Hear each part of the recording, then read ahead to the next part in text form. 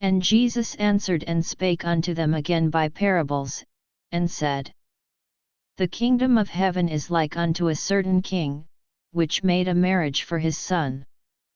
And sent forth his servants to call them that were bidden to the wedding, and they would not come. Again, he sent forth other servants, saying, Tell them which are bidden, Behold, I have prepared my dinner, my oxen and my fatlings are killed, and all things are ready, come unto the marriage. But they made light of it, and went their ways, one to his farm, another to his merchandise. And the remnant took his servants, and entreated them spitefully, and slew them. But when the king heard thereof, he was wroth, and he sent forth his armies, and destroyed those murderers, and burned up their city.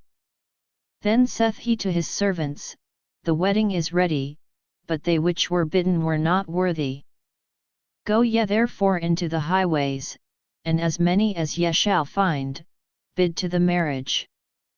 So those servants went out into the highways, and gathered together all as many as they found, both bad and good, and the wedding was furnished with guests.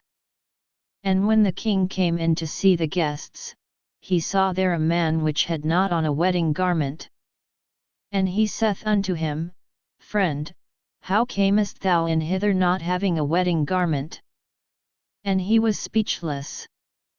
Then said the king to the servants, Bind him hand and foot, and take him away, and cast him into outer darkness, there shall be weeping and gnashing of teeth.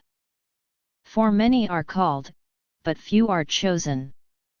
Then went the Pharisees, and took counsel how they might entangle him in his talk.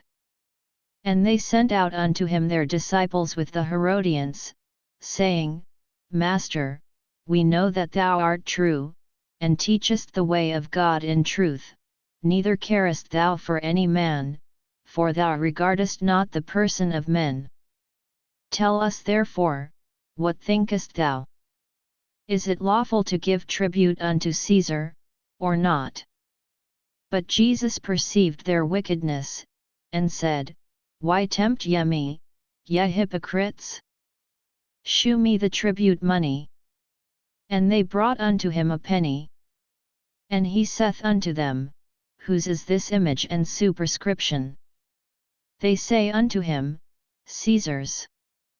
Then saith he unto them, Render therefore unto Caesar the things which are Caesar's, and unto God the things that are God's. When they had heard these words, they marveled, and left him, and went their way. The same day came to him the Sadducees, which say that there is no resurrection, and asked him, saying, Master, Moses said, If a man die, having no children, his brother shall marry his wife, and raise up seed unto his brother. Now there were with us 7 brethren, and the first, when he had married a wife, deceased, and, having no issue, left his wife unto his brother. Likewise the second also, and the third, unto the 7th. And last of all the woman died also. Therefore in the resurrection whose wife shall she be of the 7? For they all had her.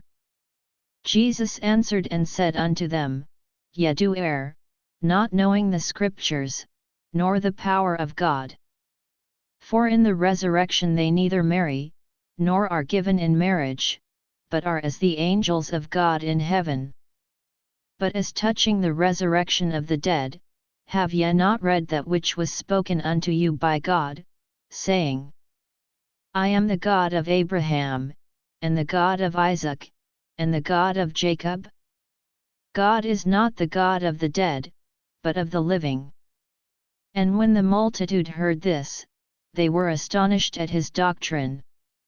But when the Pharisees had heard that he had put the Sadducees to silence, they were gathered together. Then one of them, which was a lawyer, asked him a question, tempting him, and saying, Master, which is the great commandment in the law? Jesus said unto him, Thou shalt love the Lord thy God with all thy heart, and with all thy soul, and with all thy mind. This is the first and great commandment. And the second is like unto it, Thou shalt love thy neighbor as thyself. On these two commandments hang all the law and the prophets. While the Pharisees were gathered together, Jesus asked them, saying, What think ye of Christ? Whose son is he? They say unto him, The son of David. He saith unto them, How then doth David in spirit call him Lord, saying, The Lord said unto my Lord, Sit thou on my right hand, till I make thine enemies thy footstool? If David then call him Lord, how is he his son? And no man was able to answer him a word, neither durst any man from that day forth ask him any more questions.